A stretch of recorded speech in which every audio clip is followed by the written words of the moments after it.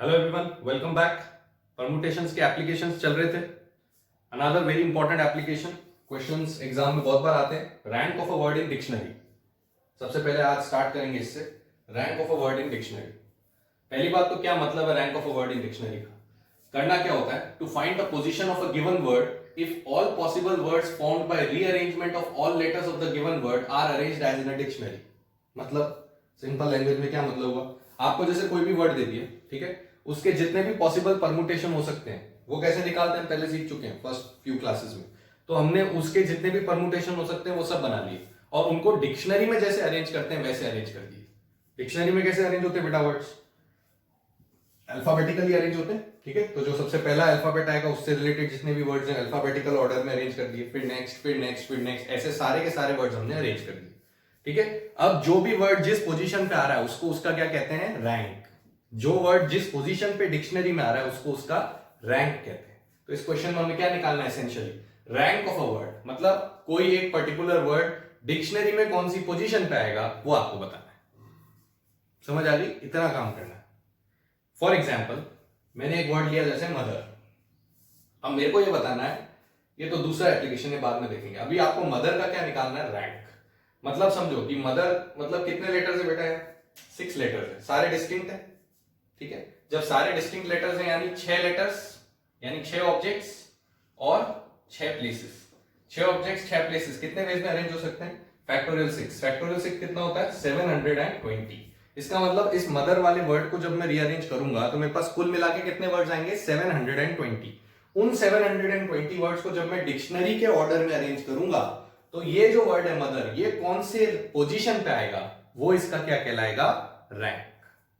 That is the meaning of rank, कि भाई mother कौन सी पोजीशन पे आएगा? 100वीं पे आएगा, 200वीं पे आएगा, 350वीं पे आएगा, 470वीं पे आएगा, कौन सी पोजीशन पे आएगा? वो पोजीशन निकालना कहलाता है रैंक निकालना। और इसी में सेकंड क्वेश्चन क्या पूछ सकता है कि what will be the word at 363rd position. कोई पोजीशन दे दी, अभी तो क्या दे दिया? वर्ड दे दिया और पोजीशन पूछी। अब उल्टा भी तो दे सकता है, पोजीशन दे दी वर्ड पूछ लिया कि भाई इस पोजीशन पे कौन सा वर्ड होगा। तो इस तरीके के एप्लीकेशंस को कैसे करना है पहले समझेंगे कॉन्सेप्ट, उसके बाद मैं आपको एक शॉर्ट ट्रिक सिखाऊंगा इसकी, ठीक है। कॉन्सेप्ट की जरूरत कहां पड़ेगी? इसका रैंक निकालने के लिए कॉन्सेप्ट की जरूरत नहीं पड़ेगी, लेकिन ये वर्ड पूछा है तो कॉन्सेप्ट की जरूरत पड़ेगी। इसलिए अगर क्वेश्चन ऐसा पूछा जाता है, हालांकि this is rarely asked, but अगर ऐसा पूछा गया तो हमें कॉन्सेप्ट आना चाहिए। अगर हमसे सीधा रैंक पूछ रहा है किसी भी वर्ड का तो हमें शॉर्ट ट्रिक से काम चल जाएगा, ठीक है। पहले कॉन्सेप्ट समझते हैं। क्या करना है बेटा? हमें मदर वर्ड तक पहुंचना है। हमारा टारगेट ये होना चाहिए कि हमें जिस वर्ड का रैंक पूछा है हमें उस तक पहुंचना है। अब उस तक पहुंचने में जो जो भी उसके पहले आते जा रहे हैं डिक्शनरी में उनको हटाते जाओ। कैसे हटाते जाओ? जैसे मैं मदर वर्ड के रीअरेंजमेंट्स को अगर डिक्शनरी में अरेंज करता, सबसे पहला अल्फाबेटिकल ऑर्डर में कौन सा लेटर आएगा? ई आएगा। E is the first letter which appears. इसको सिंप्लीफाई करने के लिए आप एक और काम कर सकते हो कि आप क्या करो, इस पे अल्फाबेटिकली नंबरिंग कर दो। जैसे ई कौन सा फर्स्ट लेटर है तो इसको 1 नंबर दे दिया। उसके बाद डिक्शनरी में कौन आएगा बेटा? एच, इसको 2 नंबर दे दिया। फिर कौन आएगा? एम, 3 दे दिया। फिर कौन आएगा? ओ, 4। फिर कौन आएगा? आर। फिर लास्ट में कौन आएगा? टी। ऐसे 1 2 3 4 5 6 लिख सकते हैं डिक्शनरी के ऑर्डर के हिसाब से, मतलब अल्फाबेटिकल ऑर्डर के हिसाब से, ठीक है। तो मुझे ये आइडिया लग गया कि सबसे पहले वर्ड्स जो चालू होंगे वो कौन से लेटर से चालू होंगे? ई लेटर से चालू होंगे। होंगे कि नहीं होंगे? तो मेरे को सबसे पहले वो वर्ड्स बनाने हैं जो ई से चालू होंगे। 1 2 3 4 5। 5 क्यों लिखा? क्योंकि एक जगह तो मैं भर चुका हूं ना ई से। फर्स्ट लेटर कौन सा फिक्स कर दिया? ई। क्यों कर दिया सर फर्स्ट फिक्स ई? क्योंकि बेटा जब मैं डिक्शनरी में अरेंज करूंगा तो फर्स्ट लेटर तो ई से ही चालू होने वाला है। इसका फर्स्ट वर्ड जो भी चालू होगा वो ई लेटर से चालू होगा। डिक्शनरी में जब हम अरेंज करेंगे एम से थोड़ी चालू हो जाएगा। पहले ई आएगा, फिर एच आएगा, फिर कहीं जाके एम आएगा, ठीक है। तो ये वाले वर्ड्स जो भी होंगे वो सब इसके पहले आएंगे कि नहीं आएंगे डिक्शनरी में? तो वो हमें नहीं चाहिए, तो पहले हम वो निकाल लेते हैं जो हमें नहीं चाहिए, ठीक है। तो हमने यहाँ पे ई को फिक्स करा। अब जैसे ही ई को फिक्स करा, कितनी जगह भरनी बाकी रहेगी? 5 जगह भरनी बाकी रहेगी, राइट। यानी ई से बेसिकली आपको याद हो तो हमने क्वेश्चन किया था, how many words begin with an and with D, इस तरीके के क्वेश्चंस किए थे। ये वही क्वेश्चन हो गया, how many words begin with E. How many words begin with E निकाल रहे हैं। क्यों निकाल रहे हैं? हमें तो एम वाले चाहिए, तो बेटा ई वाले हटाएंगे तब जाके एम वाले पे पहुंचेंगे ना, इसलिए ई वाले पहले हटा रहे हैं, ऑलराइट। तो ई से चालू होने वाले कितने वर्ड्स होंगे? उसके लिए 5 जगह भरनी है। कितने लोग बच गए? 5 लोग बच गए। 5 places 5 objects, how many veg? Factorial 5। Factorial 5 कितना होता है? फैक्टोरियल 5 इज 120, ठीक है बेटा, तो इसका मतलब 120 वर्ड्स ऐसे होंगे जो ई से चालू होंगे। क्या वो हमारे काम के हैं? नहीं है, यानी ये वाले वर्ड्स हमें नहीं चाहिए। ठीक, ई के बाद डिक्शनरी में कौन सा लेटर आएगा? एच, तो उसके बाद एच से चालू होने वाले वर्ड्स होंगे, वो भी कितने? हमें 5 जगह भरनी, 5 जगह 5 लोगों से भरनी है, कितने वेज में भर सकते हैं? फैक्टोरियल 5, वो भी कितने होंगे? 120। क्या हमें ये चाहिए? ये भी नहीं चाहिए। क्यों नहीं चाहिए? क्योंकि हमें तो एन वाला चाहिए। ठीक, 120 और 120 240 वर्ड्स तो ऐसे हैं जो डेफिनेटली इसके पहले आएंगे, उनको तो हटा दो, भूल जाओ। मतलब इसका रैंक जो भी है वो 240 से तो ज्यादा ही है, पक्की बात। ठीक, अब 3 नंबर किसको दिया तुमने? एम को, यानी अब कौन सा वर्ड, अब जो वर्ड चालू होंगे वो एम से चालू होंगे। आपका वर्ड एम से चालू हो रहा है कि नहीं हो रहा है? हो रहा है। मतलब अब की बार मेरे को इसके सारे वर्ड्स नहीं निकालने, क्योंकि अब तो मेरे काम का वर्ड चालू हो गया भाई। अब मेरे को फिक्स करते जाना है, या मान लो फ्रीज करते जाना है। बॉक्स का मतलब अब मैंने क्या करा? फ्रीज कर दिया। फ्रीज मतलब समझो, यहां पे क्या कर रहा था मैं? ई से चालू होने वाले सारे वर्ड्स लिख लिए, क्योंकि वो मेरे काम के नहीं। यहां क्या कर रहा था? एच से चालू होने वाले सारे लिख दिए, वो मेरे काम के नहीं। अब एम से चालू होने वाले सारे थोड़ी लिखूंगा, क्योंकि वो तो मेरे काम के, उनमें से एक वर्ड मेरे काम का है, तो मैं सारे लिख दूंगा, तो मुझे थोड़ी पता कौन सी पोजीशन पे ये वर्ड आ रहा है। तो मुझे अब इस वर्ड तक पहुंचना है, यही मेरा टारगेट है।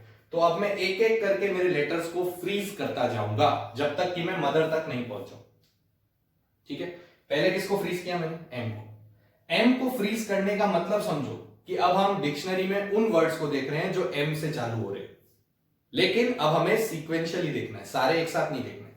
अब ध्यान से समझो, अगर आपने एम फ्रीज कर दिया, मतलब तुम डिक्शनरी देख रहे हो, उसमें एम से चालू होने वाले वर्ड्स ढूंढ रहे हो, तो एम से चालू होने वाले वर्ड्स जो हैं उनमें एम के बाद what will be the first letter which will कम?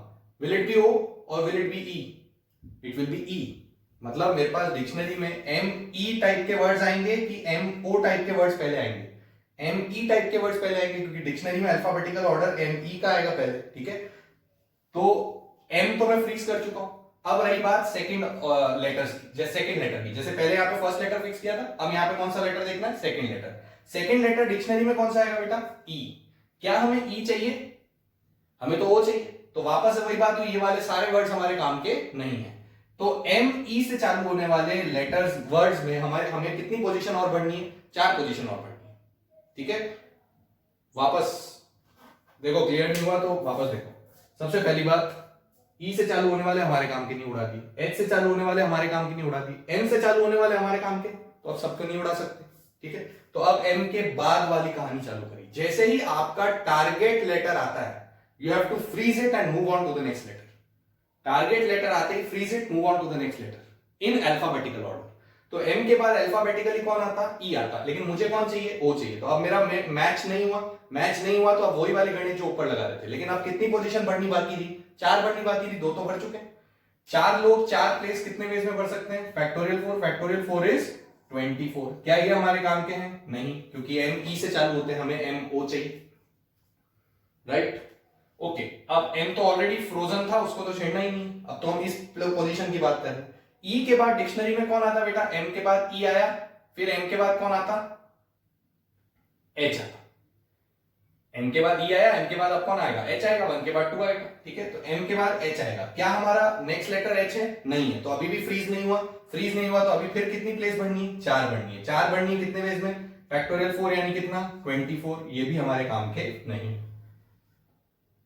ठीक, राइट।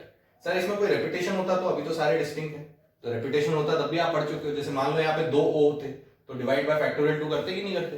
वो तो तुम पढ़ चुके हो, सेकंड फॉर्मूला परमुटेशन, तो उसमें क्या घबराने की बात है? कोई भी रिपीट हो रहा हो तो उसके फैक्टोरियल से डिवाइड कर देना। ठीक है, अभी मैंने एग्जांपल में वो इसलिए नहीं लिया बिकॉज हम कॉन्सेप्ट समझ रहे हैं, उसके बाद तो हम शॉर्ट ट्रिक देख लेंगे। Okay, now am already frozen है, एच का काम खत्म हो गया। एच के बाद देखो अल्फाबेटिकली 3 तो आ नहीं सकता बिकॉज एम ऑलरेडी यहाँ फिक्स हो चुका है, 2 बार तो एम आ नहीं सकता। ठीक है, एम इज ऑलरेडी फिक्स्ड। 3 के बाद कौन सा नंबर है? 4, तो यही आएगा। अब इसके बाद वो आएगा कि नहीं आएगा?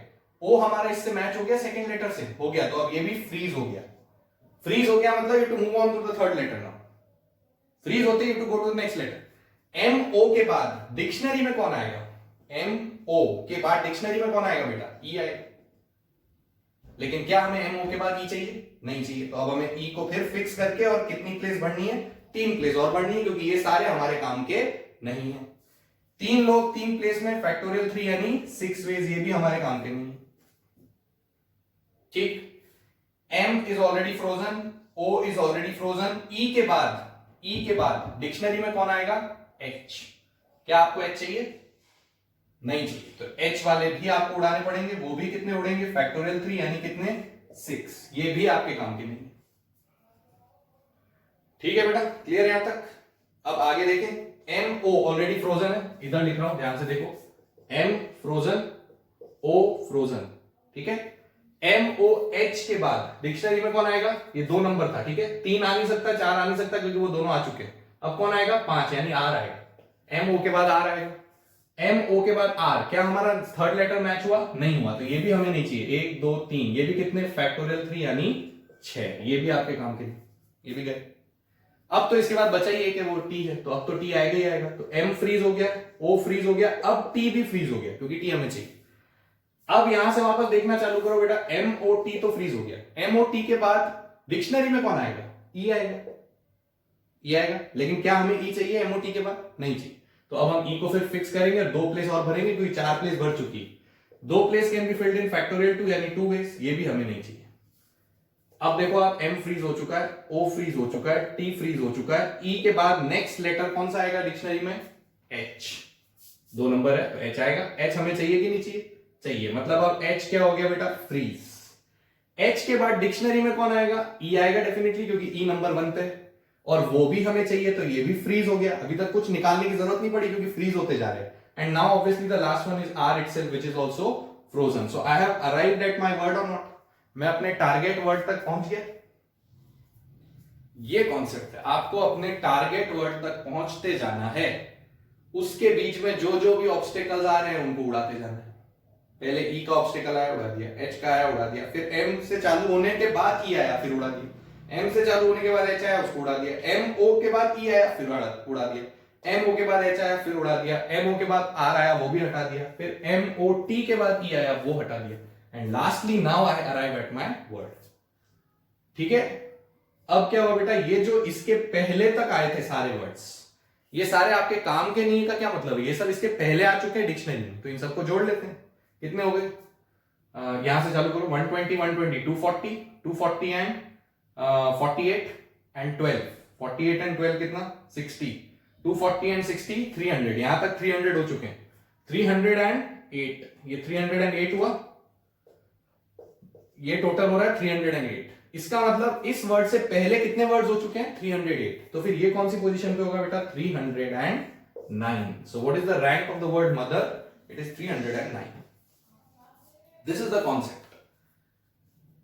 309 आपका आंसर आएगा अगर हम कॉन्सेप्चुअली इसको सॉल्व करें। मतलब हमें हमारे टारगेट वर्ड तक पहुंचते जाना है। जैसे जैसे हमारे काम का लेटर आ रहा है, फ्रीज करते जाओ और नेक्स्ट लेटर पे मूव करते जाओ, और जब तक काम का वर्ड नहीं आ रहा फिक्स करो और हटाते जाओ। ठीक है, अगर इसमें जो सेकंड क्वेश्चन पूछा है वो करना होता वर्ड एट 363rd पोजीशन, तो कैसे करते? ये समझ में आ गया? ठीक है, अब मैं इसका सेकंड पार्ट कर रहा हूं, word at 363rd position. 363rd position के लिए एक चीज तो क्लियर है। Okay, now let us remove all this. Okay, we have done this. Alright, now when I go to 363rd position, ठीक है, तो इसका मतलब मेरा टारगेट क्लियर है, मुझे 360 तक तो जाने ही, उसके बाद 3 वर्ड्स तो हम लिख लेंगे। तो देखो, सबसे पहले ई से चालू होगा वर्ड, कहानी तो अभी भी हुई है भाई, अल्फाबेटिकली ई से चालू होने वाले वर्ड्स पहले आएंगे, कितने आएंगे? 120, वो हमें नहीं चाहिए क्योंकि हमें 360 तक जाना है। फिर एच से चालू होने वाले वर्ड्स आएंगे, वो कितने आएंगे? 120, वो भी हमें नहीं चाहिए क्योंकि 120 और 120 कितना हो गया? 240। हमें कहां पे जाना है? 363 पे, तो ये भी हमारे काम के नहीं, हटाओ। एच के बाद डिक्शनरी में कौन आता है बेटा? Number 3 which is M. ठीक है, अब एम से चालू होने वाले 1 2 3 4 5, वो भी कितने होंगे? फैक्टोरियल 5, यानी वो भी कितने होंगे? 120। क्या इस 120 को अगर 240 में जोड़ दें कितना होता है? 360। क्या 360 हमारा वर्ड है? नहीं, हमारा वर्ड 360 के भी बाद में है। अब मदर वर्ड पे ध्यान मत देना, क्योंकि अब मदर वर्ड आंसर नहीं, अब कौन सा वर्ड आंसर है वो निकालना है। ठीक है, तो अब मैंने बोला भाई ई से चालू होने वाले 120, एच से चालू होने वाले 120, एम से चालू होने वाले 120, टोटल कितने वर्ड हो गए? 360। मुझे कौन सा वर्ड चाहिए? 363। तो डेफिनेटली मेरा वर्ड एम से चालू नहीं होता, क्योंकि एम से चालू होने वाले तो 360 तक खत्म हो गए। अब एम के बाद नंबर 4 कौन है? ओ। डेफिनेटली मेरा वर्ड ओ से चालू होगा। क्यों होगा? क्योंकि अब मेरे को सिर्फ 3 वर्ड और चाहिए। ध्यान से देखो, मेरे को खाली 3 वर्ड और चाहिए। तो जैसे जैसे आप इसके आसपास पहुंच रहे हो, अब आपको बहुत ध्यान रखना है।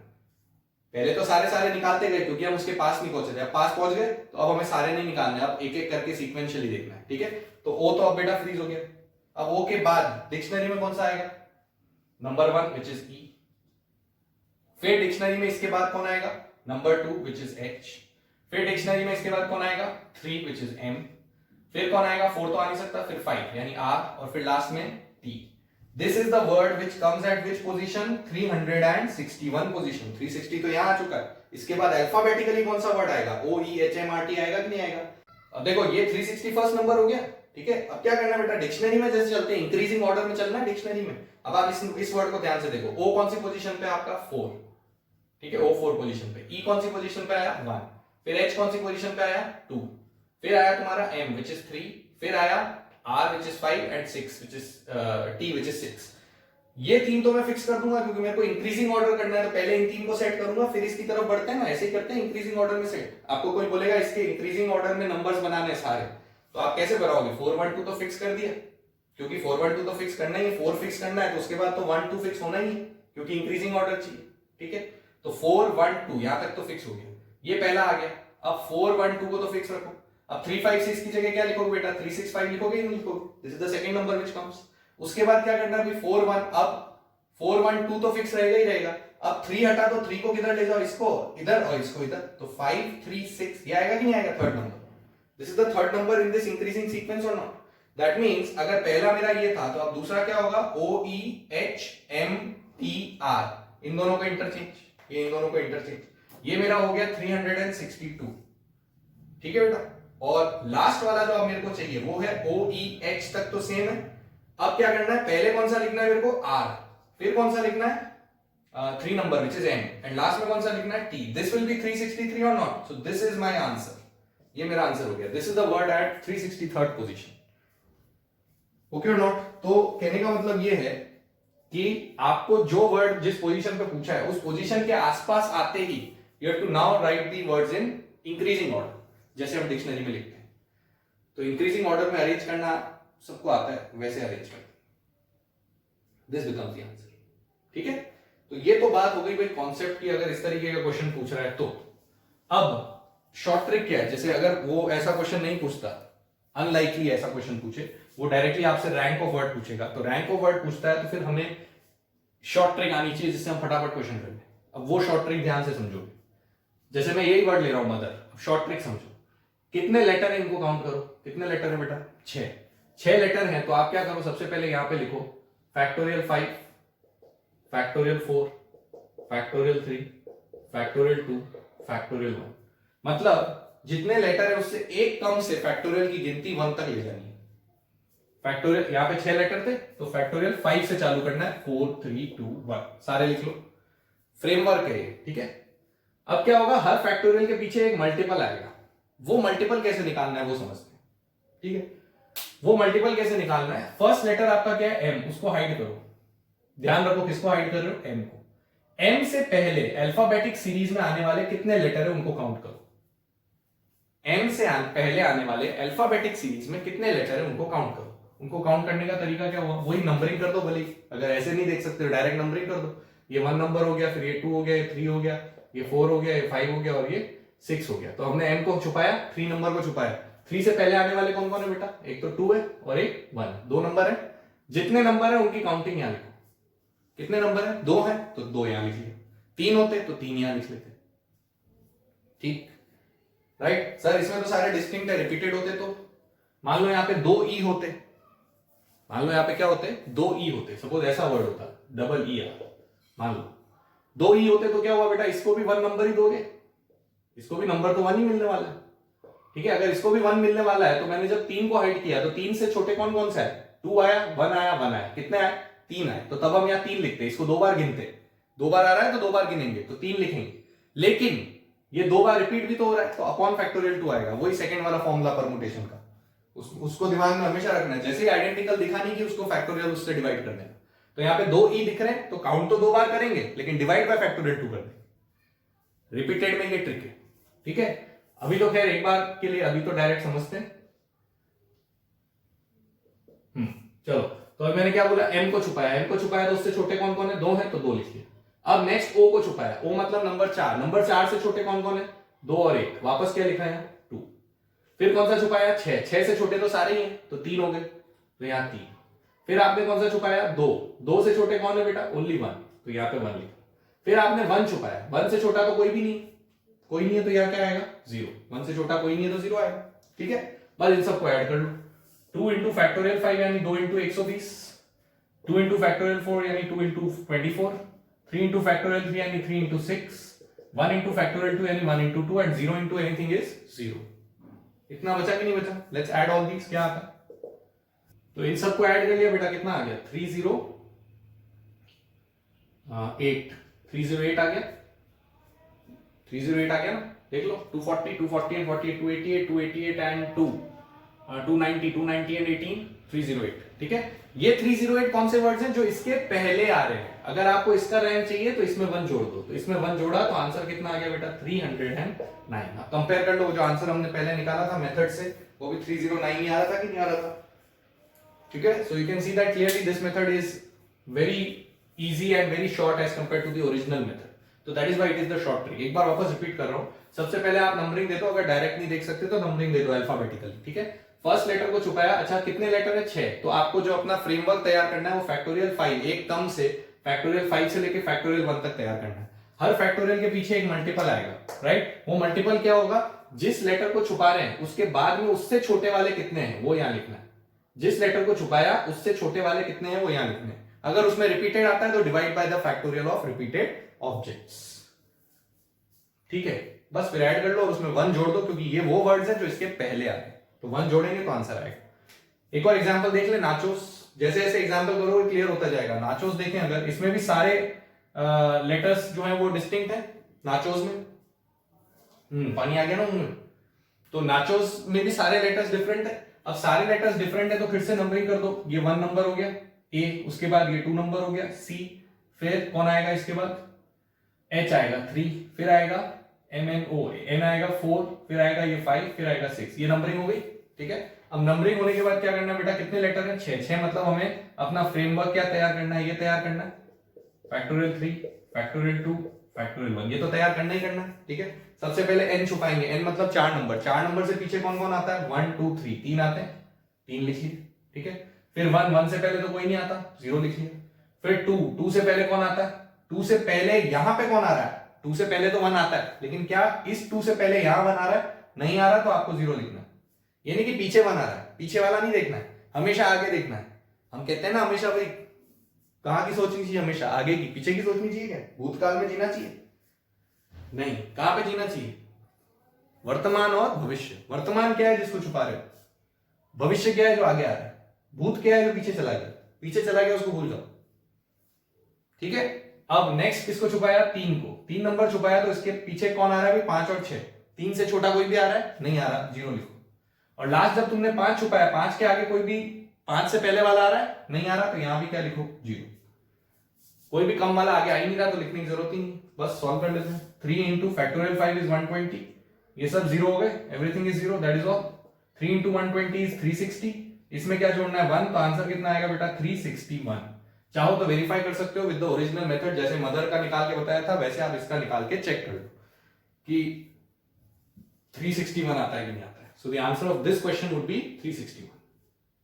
ठीक है, अब नेक्स्ट 2 एग्जांपल्स मैंने रिपीटेड वाले लिए, देखो इनमें कैसे ट्रिक लगाते हैं। केरला का निकालना है, केरला कितने लेटर्स 6। ठीक है, ए को दे दिया 1, फिर ई को दे दिया 2, उसके बाद में कौन आएगा के आएगा, के को दे दिया 3, एल को दे दिया 4 और आर को दे दिया 5, ये दे दिया नंबरिंग।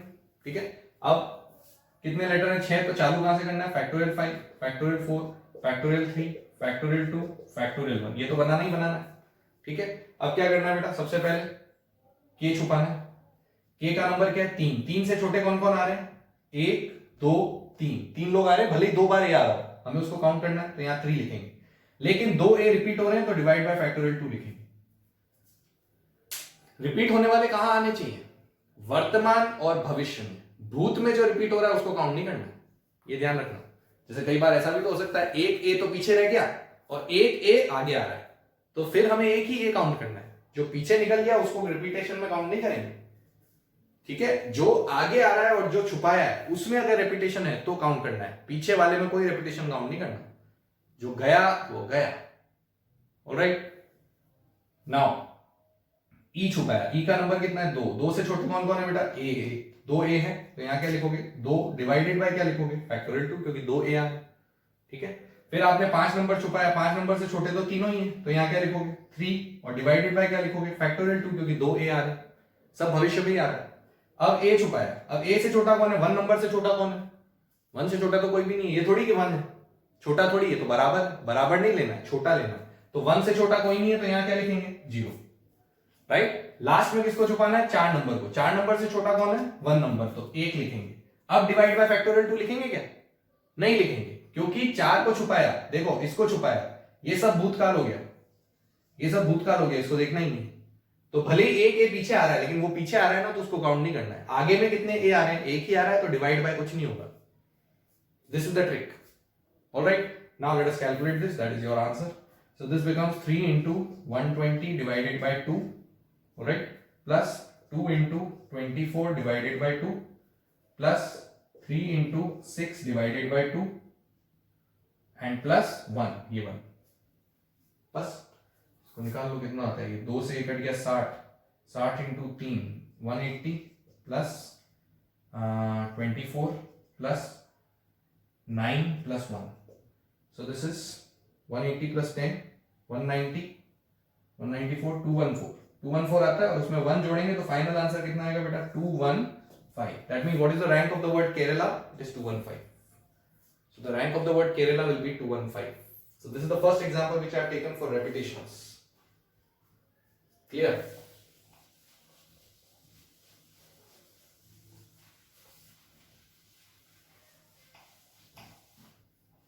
लास्ट क्या लिया मैंने, गूगल बाबा का भी निकाल ले, ठीक है। तो ये जो गूगल वर्ड है, इसमें सबसे पहले कौन सा लेटर आएगा ई, इसको 1 नंबर दिया, उसके बाद जी आएगा, इसको 2 दे दिया, 2 जी, फिर एल आएगा, उसको 3 दे दिया, फिर ओ आएगा, उसको 4 दे दिया, 2 ओ है, इसमें 2 बार रेपिटेशन है, जी भी 2 है, ओ भी 2 है, कोई बात नहीं, कैसे करना है, मेथड तो वही रहने वाला है। कितने लेटर है, कुल 6, चालू कहां से करना है, factorial 5, factorial 4, factorial 3, factorial 2, factorial 1, ये तो बनानी है, ठीक है। अब बेटा सबसे पहले 2 नंबर छुपाया तुमने, 2 के पहले आने वाला कौन है, खाली 1 है, राइट, तो इनटू क्या लिखोगे यहाँ 1, डिवाइड बाय क्या लिखोगे फैक्टोरियल 2, क्योंकि यहाँ पे 2 ओ आ रहे हैं सर, लेकिन 2 ओ तो छोटे में आ ही नहीं रहे, छोटे में आने से थोड़ी कोई क्राइटेरिया था, छोटे में आने का कोई क्राइटेरिया नहीं था, क्राइटेरिया ये था कि जिसको छुपा रहे हो अगर उसमें या उसके आगे, मतलब वर्तमान या भविष्य में कोई भी रिपीट हो रहा है तो डिवाइड बाय दैट करना पड़ेगा।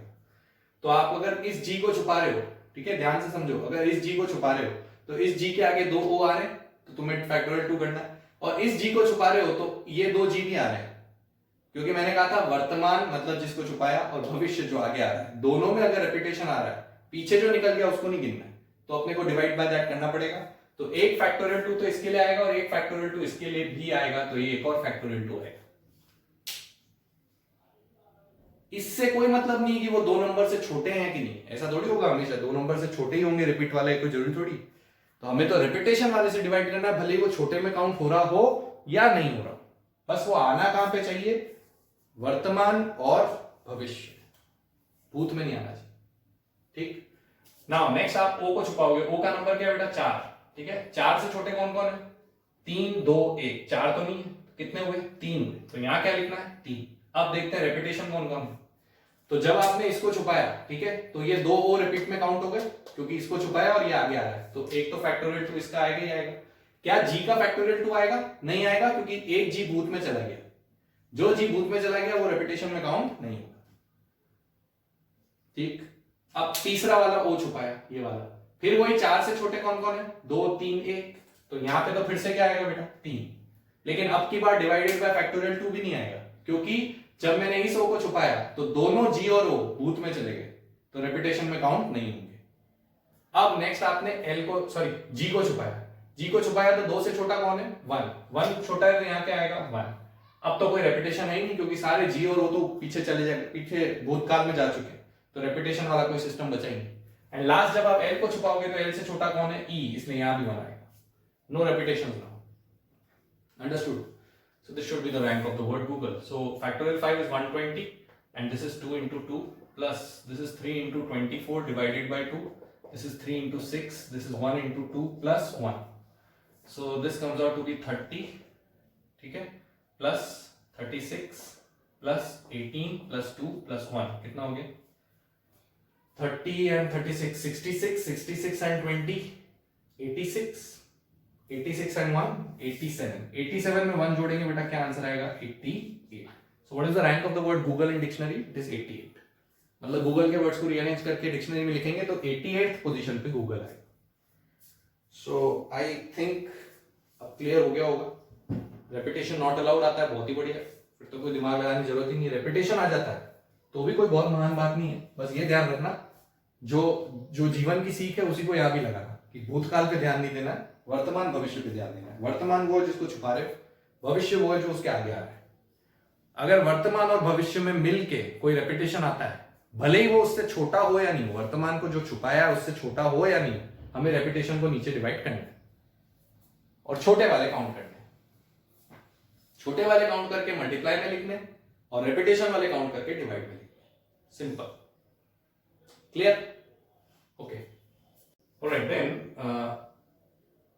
the next article in permutations is circular permutations. आपको याद हो तो अभी तक हम जो कर रहे थे वो सब लीनियर परम्यूटेशंस थे. मैंने शुरू में हेडिंग डाली थी परम्यूटेशन में फर्स्ट क्लास में, लीनियर परम्यूटेशंस. अब की बार हम क्या स्टार्ट कर रहे हैं? Circular permutations. मतलब what if you have to arrange people in a circle, तो कैसे करा जाएगा?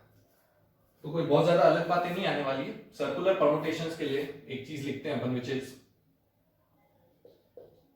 Number of ways in which n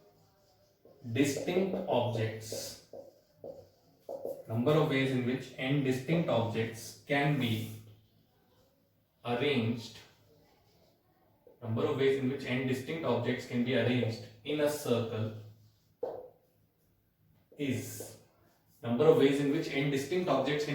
a circle is. Now there are two formulae. First one is factorial n minus 1. This is when clockwise and anti-clockwise arrangements are different,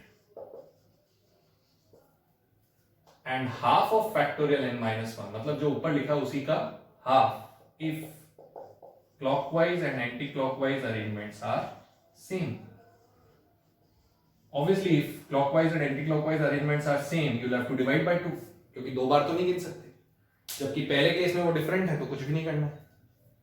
तो formula basically एक ही है, factorial n minus 1. Half कब होगा? जब clockwise anti clockwise same होंगे arrangements. Circle में ये सब बात आएगी ना भाई, clockwise anti clockwise. Okay. Linear में तो ये बात है ही नहीं. तो एक बार समझते हैं कि ये n माइनस 1 क्यों आया, पहले तो वो समझ लेते हैं. ठीक है. तो जिन लोगों ने मेरी सीटिंग अरेंजमेंट्स वाली क्लास अटेंड कर रखी है उनको वैसे भी ये बात आइडिया होगा कि जब हम सर्कल में कुछ लोगों को बिठाते हैं, जैसे मान लो मेरे को सर्कल में 4 लोगों को बिठाना है. ओके, लेट अस सी, 4 जगहों पे मेरे को 4 लोगों को बिठाना है, A B C D. This is one way of making them sit. Say there is another way of making them sit which is D A B C. ठीक है. अगर आप सर्कल में 4 लोगों को बिठा रहे हो तो क्या ये दोनों अलग वेज हुए या सेम वेज हुए? ये दोनों डिफरेंट वेज हुए या सेम वेज हुए? तो आपका जवाब आना चाहिए कि ये सेम वेज हुए. ठीक है. Because the relative arrangement does not change. जैसे ए की बात करूं, मान लो ए किधर देख रहा है? अंदर की तरफ देख रहा है. तो ए के लेफ्ट में कौन हुआ? बी. और राइट में कौन हुआ? डी. ठीक है. इस अरेंजमेंट में देखो, ए इधर देख रहा है, अंदर देख रहा है, तो इसके लेफ्ट में कौन हुआ? बी. और राइट में कौन हुआ? डी. यानी सेम अरेंजमेंट हुआ ना. पहले ए के लेफ्ट और राइट में जो बैठे थे वही अभी भी ए के लेफ्ट और राइट में बैठे हैं. तो जब किसी मतलब किसी छोड़ो, हर एक जने के लिए, इनफैक्ट मैंने ए से देखा है, तुम किसी के लिए भी देख लो. जैसे बी के लिए देखो, बी के राइट में कौन है? ए. और लेफ्ट में कौन है? सी. यहाँ पे बी के राइट में कौन है? ए. और लेफ्ट में कौन है? सी. हर जने के दोनों नेबर्स अगर सेम है that means the arrangement is same. भाई सर्कल में कोई एंड पॉइंट तो होता नहीं है कि भाई यहीं से ही चालू करना है. ये नंबर 1 है, नंबर 2 है, नंबर 3। एंड पॉइंट किस में होता है? लाइन में होता है, सर्कल में तो होता ही नहीं। तो जब एंड पॉइंट होता ही नहीं है तो फिर कैसे देखेंगे कि डिफरेंट अरेंजमेंट है या नहीं? फिर तो नेबर से ही देखा जाएगा ना। अगर किसी के नेबर्स सेम आ रहे हैं, हर एक जने के नेबर्स सेम आ रहे हैं, that means the arrangement is same. और अगर किसी भी एक बंदे के नेबर चेंज हो गए, that means the arrangement is different. जैसे अगर मैं डी को यहां नहीं बिठा के यहां बिठा दूं और सी को यहां बिठा दूं तो डिफरेंट अरेंजमेंट हो गया, क्योंकि फिर ए और ए के जो पहले नेबर्स थे और बाद में नेबर्स हैं वो बदल गए। समझ आए? इंपॉर्टेंट चीज क्या समझने वाली है कि ये दोनों अरेंजमेंट्स क्या है हमारे, एग्जैक्टली सेम। जबकि स्ट्रेट लाइन में दोनों अरेंजमेंट्स डिफरेंट होंगे। जैसे मान लो आप यहां से इस लाइन को, इसको खोल दो सर्कल को, तो आपके पास ऐसा अरेंजमेंट बना डी सी बी ए, ये अरेंजमेंट बना। जबकि यहां से अगर इसको खोल दो तो अरेंजमेंट क्या बना? सी बी ए डी, ये अरेंजमेंट बना। क्या ये दोनों अरेंजमेंट सेम है लीनियर में? तो बिल्कुल नहीं है। लीनियर में ये दोनों अरेंजमेंट सेम नहीं है, लेकिन सर्कुलर में ये दोनों अरेंजमेंट सेम है, क्योंकि कोई एंड पॉइंट नहीं। ठीक है, मेरे कहने का मतलब अल्टीमेटली क्या है? अल्टीमेटली मेरे कहने का ये मतलब है कि सर्कुलर अरेंजमेंट में एक जने को फिक्स करके बाकियों को उसके अराउंड बिठा देते हैं। क्या करते हैं? एक को फिक्स करके बाकियों को उसके अराउंड बिठा देते हैं। ठीक है, तो अब ए को फिक्स करो, बी को करो, सी को करो, डी को करो, इससे कोई फर्क नहीं पड़ता, किसी को भी करो। और कहां करो उससे भी फर्क नहीं पड़ता, कहीं भी कर लो, तुम्हारी मर्जी। यहां करो, यहां करो, यहां करो, यहां करो। जैसे मैंने ए को यहां फिक्स कर दिया मतलब इस बंदे को तो यहां फिक्स पोजीशन दे दी। तो अब बाकी कितनी जगह बची? 3। और कितने लोग बचे? 3 लोगों को 3 प्लेस में बिठाने के कितने वेज हैं? फैक्टोरियल 3। लेकिन कुल मिला के कितने लोग थे? 4 लोग थे। तो लोग कितने थे मेरे पास? 4। लेकिन एक को फिक्स करने के बाद जगह कितनी बची? 3 लोग 3 place. How many ways can they be arranged? Factorial 3। इसका मतलब समझो बेटा कि जब तुम्हारे लोग थे 4, तुम्हारा आंसर कितना है? फैक्टोरियल 3। वही बात ये बोल रहा है, जब तुम्हारे लोग हैं n तो आंसर कितना आएगा? Factorial n-1। एक कम फैक्टोरियल आएगा। उसका कारण समझ गए? एक बंदे को आपको क्या करना है? फिक्स। क्यों करना है? क्योंकि ये और ये अरेंजमेंट सेम है, तो इसलिए एक को पहले फिक्स कर लो और बाकियों को उसके अराउंड चेंज करते रहो। क्योंकि अगर सभी को चेंज करोगे तो रेपिटेशन आ जाएंगे। ये दोनों अरेंजमेंट तो सेम है, इनको 2 बार थोड़ी गिनेंगे। इसलिए हमने बोला भाई ए तू तो यहीं बैठ जा, तू तो हिल मत, और बाकियों को हिलाते रहो। तो बाकियों को कितने वेज में हिला सकते हैं? फैक्टोरियल 3 वेज में। तो 2 ज्यादा डिफरेंट अरेंजमेंट, बाकी सारे सेम आते हैं, इसलिए उनको हम बार बार गिनते नहीं। This is the basic concept जिससे हमारा ये आंसर आता है। ठीक है, इसीलिए सर्कुलर में हमेशा एक परमुटेशन कम आएगा। जैसे 10 लोगों को बिठाना है तो फैक्टोरियल 9 आएगा, 8 लोगों को बिठाना है तो फैक्टोरियल 7 आएगा। कारण एक को फिक्स करना है।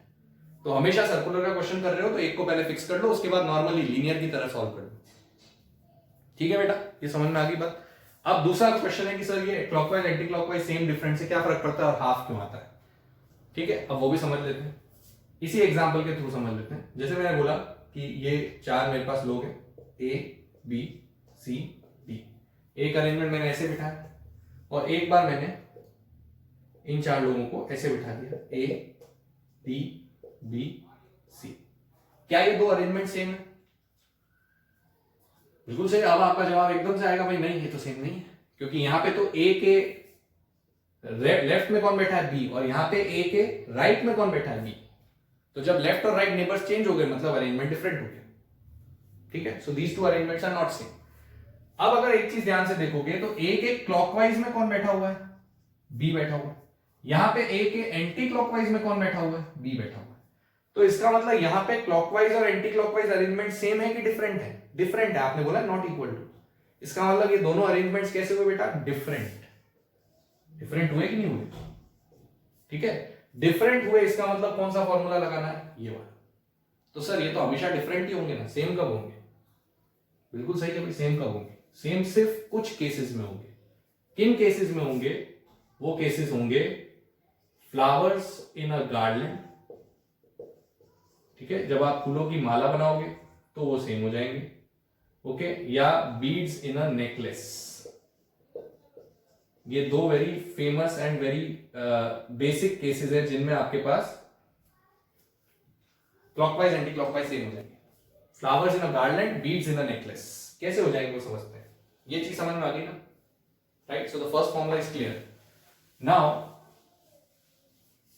these are 2 different situations that we are dealing with. ये मैंने क्या लिया था? 4 people at a round table या sitting in a circle, कुछ भी बोल लो, at a round table या sitting in a circle। अब मैं एक और केस ले रहा हूं जहां पे मेरे पास 4 फ्लावर्स हैं, ठीक है, इन अ गार्लैंड, या 4 बीड्स हैं इन अ नेकलेस, कुछ भी ले लो, 4 फ्लावर्स इन अ गार्लैंड ले लो, 4 बीड्स इन अ नेकलेस ले लो। रिमेंबर ऑब्जेक्ट्स कैसे हैं? डिस्टिंक्ट।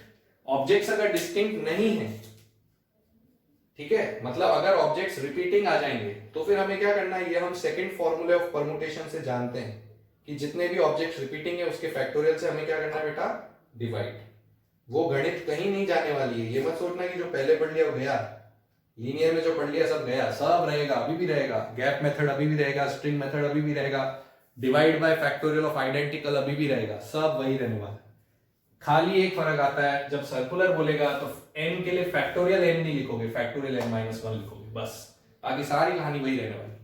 अब 4 फ्लावर्स को एक गार्लैंड में लगाना है। फ्लावर्स कैसे हैं? डिस्टिंक्ट। ध्यान से देखो, एक अरेंजमेंट तो मैंने ये लिया, मान लो तो first flower is A, second is B, third is C, fourth is D. एक अरेंजमेंट मैंने ये ले लिया जैसा वहां लिया था, ए डी बी सी। अब की बार वहां पे तो वो 4 लोग क्या थे? People at a round table. ये क्या है? फ्लावर्स इन अ गार्लैंड, मतलब एक फूलों की माला बनाई जिसमें ए के क्लॉकवाइज में मैंने कौन लिया? बी, और एक बार ए के एंटी क्लॉकवाइज में मैंने कौन लिया? बी, ठीक है। अब आपसे मैं पूछूं कि ये दोनों अरेंजमेंट्स यानी ये दोनों मालाएं सेम है कि डिफरेंट है? तो अब आपका आंसर आएगा ये दोनों सेम है। क्यों है सर? एग्जैक्टली तो सेम है, ये अलग है और वो सेम है, ऐसा कैसे हो गया? तो बेटा ये सब डिपेंड कर रहा है प्रैक्टिकलिटी पे। प्रैक्टिकलिटी का मतलब जैसे तुम्हारे हाथ में फूलों की माला है, ठीक है, ए बी सी डी, ये 4 फ्लावर है, ए बी सी डी, ये 4 फ्लावर की फूलों की माला है मेरे पास, राइट। इस माला को घुमा दो ऐसे, turn it around. If you turn it around what happens? A D C D, ये वाला अरेंजमेंट बन गया कि नहीं बन गया? जैसे ही आपने इस माला को यूं घुमाया, ये वाला अरेंजमेंट बन गया। तो क्या दो अलग अलग माला बनी है, एक ही माला है? क्या ये दोनों अलग अलग माला है कि एक ही माला है? ये तो एक ही माला है। इसी माला को घुमाने से क्या बन रही? तो ऐसा थोड़ी भाई इसको तो 20 रुपए में बेचेंगे, इसको 50 रुपए में बेचेंगे, सेम है ना दोनों, ठीक है कि नहीं? दोनों को घुमाने से the garlands are exactly identical. तो यहां पे प्रैक्टिकली घुमाना क्या था? पॉसिबल था, इसलिए क्लॉकवाइज एंटी क्लॉकवाइज क्या हुए बेटा? सेम। और सेम हुए तो यहां आंसर क्या आएगा हमारा? फैक्टोरियल 3 तो आएगा ही, क्योंकि 4 लोग हैं और एक सर्कल में बैठे हैं, तो फैक्टोरियल 3 तो आएगा, एक फैक्टोरियल कम, लेकिन हाफ ऑफ दैट आएगा, हाफ फैक्टोरियल 3 आएगा। लेकिन यहां हमारा आंसर कितना आएगा? फैक्टोरियल 3 आएगा, क्योंकि हाफ नहीं आएगा, बिकॉज यहां पे ऐसे राउंड टेबल को थोड़ी घुमा देंगे कि भाई ये राउंड टेबल पे बैठे हैं 4 लोग, राउंड टेबल को यूं कर दो, वो तो पॉसिबल नहीं है ना। सो प्रैक्टिकलिटी से देखा जाएगा कि भाई उल्टा हो सकता है कि नहीं हो सकता है। जहां भी उल्टा करना पॉसिबल है वहां पे ये हाफ लगा देना, जहां नहीं पॉसिबल है मत लगाना। बस इतनी सी कहानी है, इसको कोई बहुत ज्यादा कॉम्प्लिकेटेड करने की जरूरत नहीं है। क्लॉकवाइज एंटी क्लॉकवाइज क्या बड़ी चीज आ गई? कुछ नहीं है। जहां उल्टा घुमाने पे सेम आ जाए इसका मतलब आधा कर देना, नहीं आए मतलब या घुमा नहीं पाओ तो मत करना। एक फैक्टोरियल कम क्यों लिखना है? वो मेथड मैं पहले, वो कहानी में पहले समझा चुका हूं। जितने लोग हैं उससे एक फैक्टोरियल कम लिख देना। सारे लोग कैसे होने चाहिए? डिस्टिंक्ट। अगर डिस्टिंक्ट नहीं हो तो फिर क्या करेंगे सर? फिर ये फॉर्मूला चलेगा कि नहीं चलेगा? क्यों नहीं चलेगा? फॉर्मूला तो चलेगा ही, लेकिन डिवाइड बाय क्या आएगा? Factorial of identical objects. Divide by factorial of identical objects. समझ आ गई? Right. Let us see some examples based on this. कोई सीधे सीधे फॉर्मूले वाले क्वेश्चन अभी कोई नहीं करने वाले, सब पढ़ लिया है तो खत्म हो रहा है परम्यूटेशन। ये थोड़ी आपको फॉर्मूले वाले क्वेश्चन दे दूंगा, नहीं, पढ़ लिया सब, परम्यूटेशन सारा सीख चुके हैं। एक नई चीज और इंट्रोड्यूस होगी, कोई बात नहीं, पुराना नहीं भूलना है। In how many ways can 8 persons be seated at a round table such that 2 brothers P and Q are always together? क्या पढ़ लिया बेटा? Always together. कीवर्ड पढ़ते ही क्या याद आना चाहिए? क्या याद आना चाहिए? String method. हमें क्या याद आ गया? स्ट्रिंग मेथड याद आ गया। सर स्ट्रिंग मेथड तो लीनियर में ही था, किसने कहा? सर्कुलर में भी है, ठीक है। किस पे बिठाना है 8 लोगों को? राउंड टेबल पे बिठाना है। ये राउंड टेबल बनाई, इस पे कितने लोगों को बिठाना है? 8 लोगों को, ठीक है। लेकिन उन 8 लोगों में से P और Q रिस्ट्रिक्टेड लोग हैं, तो पहले हमेशा रिस्ट्रिक्टेड लोगों की का ध्यान रखना पड़ता है। P और Q को एक स्ट्रिंग से बांधना है, P और Q को बेटा एक स्ट्रिंग से बांध दिया। इसके बाद कितने लोग और बचे? 6 और 1 कितने हो गए? 7। अब 7 लोगों को किस पे बिठाना है? राउंड टेबल पे। पहले इन्हीं 7 लोगों को हम लीनियरली बिठा रहे थे, अब इन 7 लोगों को हमें राउंड टेबल पे बिठाना है। बस इतनी सी गणित चेंज हुई। 8 की जगह कितने हो गए? 7, क्योंकि 2 लोग एक स्ट्रिंग में चले गए। 7 लोगों को राउंड टेबल पे बिठाना है अगर 7 पर्सन्स को, तो बेटा आंसर क्या आने वाला है? फैक्टोरियल 6। एक कम आता है कि नहीं आता है? क्यों आता है उसके लिए थोड़ा रिवाइंड करो वीडियो और वापस समझो अगर अभी भी नहीं समझ में है, ठीक है?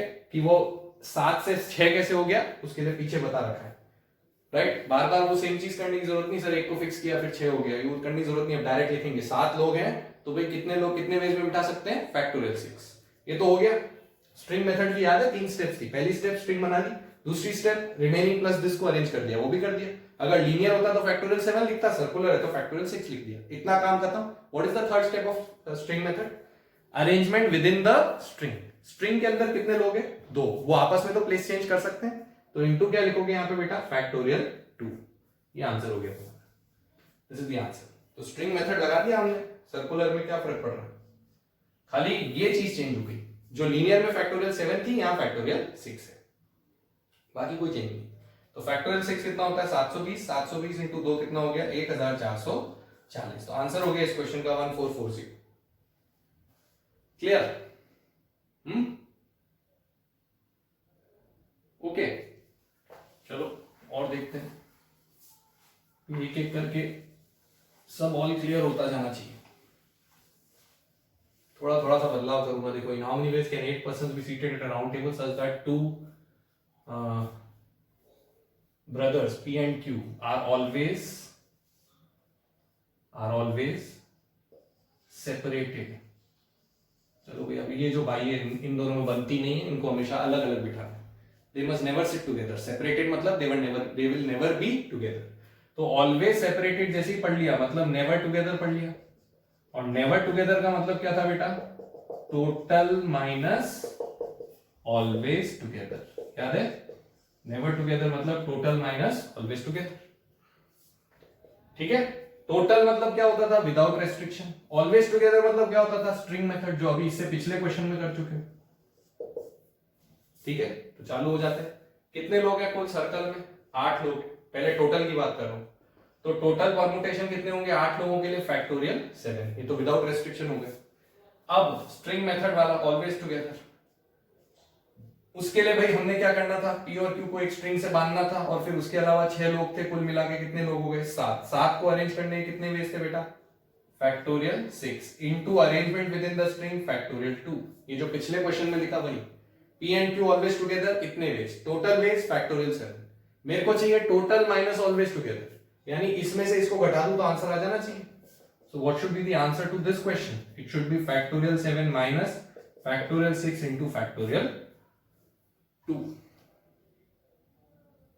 ठीक है सर, इसमें गैप मेथड भी लगा सकते हैं? लगा सकते हैं भाई, 2 ही लोग हैं तब तो कोई दिक्कत नहीं, गैप मेथड भी लगा सकते हैं। पहले किसको बिठा दो? अनरिस्ट्रिक्टेड को, फिर उनके बीच में जो गैप्स है उसमें किसको बिठा दो? पी और क्यू को, वो भी कर सकते हैं। ओके, तो ये थोड़ा सिंप्लीफाई कर सकते हैं इसको भी। इन दोनों फैक्टोरियल्स में कॉमन लिया जा सकता है, क्योंकि ये छोटा है ये बड़ा है। इसमें से कौन बाहर निकाला? 7, बचा क्या? फैक्टोरियल 6। फैक्टोरियल 2 तो 2 होता है, 2 इंटू फैक्टोरियल 6, क्या कॉमन है बेटा? फैक्टोरियल 6।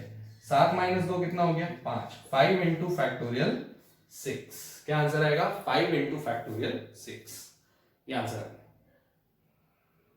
पहला पार्ट किया था ऑलवेज टुगेदर, दूसरा पार्ट किया ऑलवेज सेपरेटेड। ठीक है, अब तीसरा क्वेश्चन लूंगा। लेट अस से 5 boys and 3 girls be seated at a round table such that no 2 girls are together. No 2 girls are together.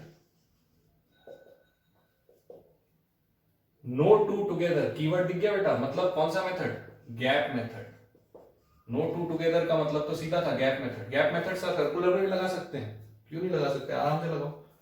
खाली डिफरेंस हो गया भाई, 5 बॉय 3 गर्ल को राउंड टेबल पे बिठाना है। अब राउंड टेबल है, मेरे पास 5 बॉय हैं 3 गर्ल हैं, कुल मिला के 8 लोग हैं। लेकिन गैप मेथड लगाना है तो पहले किसको बिठाया जाता है बेटा? अनरिस्ट्रिक्टेड को। कौन है अनरिस्ट्रिक्टेड? बॉयज। ये अनरिस्ट्रिक्टेड, इन पे कोई रिस्ट्रिक्शन नहीं, तो पहले इनको बिठाया जाएगा। गर्ल्स को तो भूल जाओ आप एक बार के लिए। 5 लड़कों को राउंड टेबल पे बिठाने के कितने तरीके होंगे? फैक्टोरियल 4। एक कम लिखना है, 5 का मतलब 4 लिखना है, लीनियर में 5 लिखते हैं। ठीक है, अब जैसे ही तुमने 5 लड़कों को यहां पे बिठा दिया, 1 2 3 4 5 ऐसे बिठा दिया।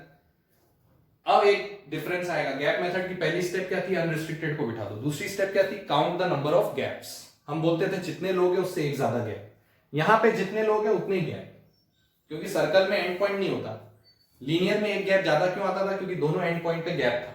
अब दो एंड पॉइंट तो है ही नहीं ना, तो वैसे भी गिन सकते हो। देखो ये अगर मान लो 1 2 3 4 5, ये 5 बॉयज हैं, गैप्स गिनो 1 2 3 4 5, 5 ही गैप्स है, क्योंकि अब सर्कल तो क्लोज हो गया ना, तो दोनों तरफ गैप नहीं है, तो इसलिए 5 लोग हैं तो 5 ही गैप होंगे। अब इन 5 गैप में किसको बिठाना है, रेस्ट्रिक्टेड को, यानी ये जो मेरे पास 5 गैप्स आए इसमें मेरे को 3 गर्ल्स को बिठाना है। तो वो तो मैं बता बेटा, 5 गैप्स एट अ टाइम 3 लोगों से भरना है। कितने वेज में भर सकते हैं, 5p3, कितने लोगों से भर सकते हैं, 5p3। This is your answer. Sir अब ये 5p3 क्यों लिखा, ये भी तो सर्कल में बैठ रहे हैं, बिल्कुल बैठ रहे हैं, लेकिन हम ऑलरेडी सर्कुलर का फॉर्मूला लगा चुके हैं, मतलब सर्कल वाली जो बात थी वो खत्म हो गई। अब तो ये हो गया ना भाई, ऑलरेडी यहाँ 5 लोग तो बैठ ही रहे हैं सर्कल में, अब तो उनके गैप्स में तुम्हें 4 लोगों को बिठाना, तो तुम्हारे लिए तो एज गुड एज लीनियर हो गया ना। 4 कुर्सियां खाली है, उन पे 4 लोगों को अरेंज करना है, सॉरी 3 लोगों को अरेंज करना है। तो तुम्हारे पास अब 4 कुर्सियां खाली है, 3 लोगों को अरेंज करना, how many ways can you do it, या सॉरी 5 कुर्सियां खाली और 3 लोगों को अरेंज करना, how many ways can you do it, 5p3। 5 chairs are empty and you have to arrange 3 girls, so 5p3। अब सर्कुलर से क्या फर्क पड़ता है, अब किसी एक को फिक्स करके थोड़ी अरेंज करना, अब तो 5 चेयर खाली है, कोई भी कहीं भी बैठ जाए। सर्कुलर का काम किसने सेटिस्फाई कर दिया, बॉयज ने सेटिस्फाई कर दिया, बॉयज में किसी एक को फिक्स करके हमने बिठा दिया 5 बॉयज को। ठीक, ध्यान से देखो बेटा question, in how many ways can 5 plus and 3 minus signs be placed in a circle such that no two minus signs are together। बिल्कुल सेम क्वेश्चंस मैंने लीनियर में करा रखे हैं सारे, तीनों वैरायटी अभी जो ली सब आपको लीनियर में करा रखी, चारों वैरायटी। अब ये वाला जो लिया मैंने उसको ध्यान से देखो, अब खाली इसमें लीनियर की जगह मैंने आपको बोला सर्कुलर में बिठाना है। कितने प्लस साइन है, 5, कितने माइनस साइन है, 3। The only difference is now the objects are identical. 5 plus sign हमेशा कैसे होते हैं, आइडेंटिकल होते हैं, प्लस में कोई डिस्टिंक्शन थोड़ी होता, माइनस में कोई डिस्टिंक्शन नहीं होता। तो बॉयज और गर्ल्स की जगह अगर प्लस माइनस ले लूंगा तो फर्क सिर्फ किसका पड़ा, आइडेंटिकल ऑब्जेक्ट्स का फर्क पड़ा। जरा देखें क्या होगा, मेरे पास एक सर्कल है, इसमें मेरे को 5 प्लस और 3 माइनस को अरेंज करना है, ठीक है। अनरेस्ट्रिक्टेड कौन है, प्लस, क्योंकि मेरे को रेस्ट्रिक्शन किस पे दिया उसने, माइनस पे। No two minus are together, no two together पढ़ते ही क्या लगाना है, गैप मेथड। वो तो समझ में आई गया कि भाई गैप मेथड लगाना है। ये अनरेस्ट्रिक्टेड हो गए, पहले किसको बिठाएंगे, इन्हीं को बिठाएंगे। Now how many ways can you arrange 5 plus science in a circle.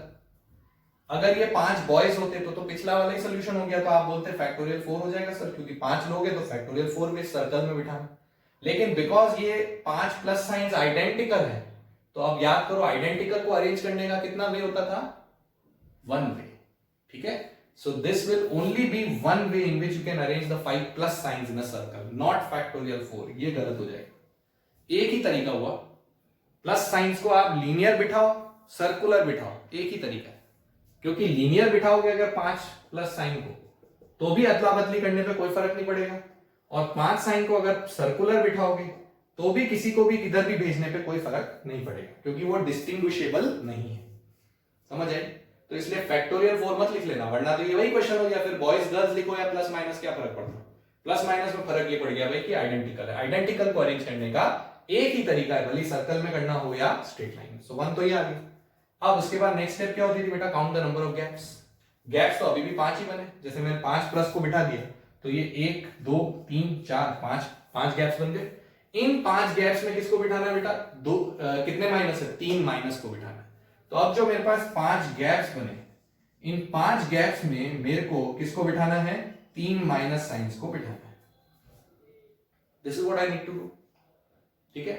5 gaps में 3 माइनस को कैसे बिठाऊंगा, वही वाली गणित वापस, 5p3। 5 places at a time 3 लोगों से भरनी, लेकिन ये तो तब होता है जब ये तीनों लोग कैसे होते हैं, डिस्टिंक्ट। ये तीनों लोग कैसे हैं, आइडेंटिकल, तो डिवाइड बाय क्या होगा, फैक्टोरियल 3। सर क्यों किया डिवाइड, पिछले क्वेश्चन में क्यों नहीं किया था बेटा, क्योंकि वो 3 गर्ल्स थी, गर्ल्स आइडेंटिकल नहीं होती। अब क्यों किया, क्योंकि 3 माइनस है, माइनस आइडेंटिकल होता। बस, तो ये आंसर हो गया 5p3 अपॉन फैक्टोरियल 3। ऑलराइट, तो इसलिए ऐसा नहीं, सर्कल में आपको आइडेंटिकल भी दे सकता है, जितने आइडेंटिकल है उससे डिवाइड कर लो, बाकी सारी की सारी गणित वही रहने वाली है जो पहले पढ़ चुके हो। Is that clear? In how many ways can 5 beads be strung into a necklace, suppose ये क्वेश्चन होता, अब इसमें 5 डिस्टिंक्ट बीड्स नहीं दिया है, पर वो अंडरस्टूड है 5 डिस्टिंक्ट बीड्स ही लेंगी, क्योंकि अगर आइडेंटिकल बीड्स हुई तब तो एक ही तरीके से नेकलेस बना सकते। आइडेंटिकल ऑब्जेक्ट्स को अरेंज करने कितना वे, 1 वे, फिर तो क्वेश्चन का क्या मतलब है, पांचों बीड अगर आइडेंटिकल है तो एक ही तरीका हुआ नेकलेस बनाने का। तो अंडरस्टूड है कि पांचों बीड्स डिस्टिंक्ट है, ठीक है। सो डिस्टिंक्ट बीड्स हैं, उनको हमें नेकलेस में बनाना है। अब याद करो, नेकलेस या गार्लैंड, ये दो चीजें दिखते ही आपको प्रैक्टिकलिटी पे दिमाग जाना चाहिए कि मैं अगर ए बी सी लगाऊं और उसको उल्टा कर दूं तो ए सी बी हो गया, यानी क्लॉकवाइज और एंटी क्लॉकवाइज क्या हुआ, सेम। तो यहां पे हमें हाफ से क्या करना है बेटा, मल्टीप्लाई, ये याद रखना, बाकी सब गणित सेम रहने वाली है। सर्कल में कितने लोगों को बिठाना है, 5, तो आंसर कितना आना है, फैक्टोरियल 4। लेकिन उसको डिवाइड किससे करना है, 2 से। क्यों करना है, क्योंकि क्लॉकवाइज और एंटी क्लॉकवाइज बराबर है। बस ये आंसर हो गया, 24/2, क्या आंसर आया, 12। So there are 12 different necklaces which are possible. Clear बेटा, ठीक है, okay. So that completes circular permutations and permutations in general. Permutations की all types of problems we have covered.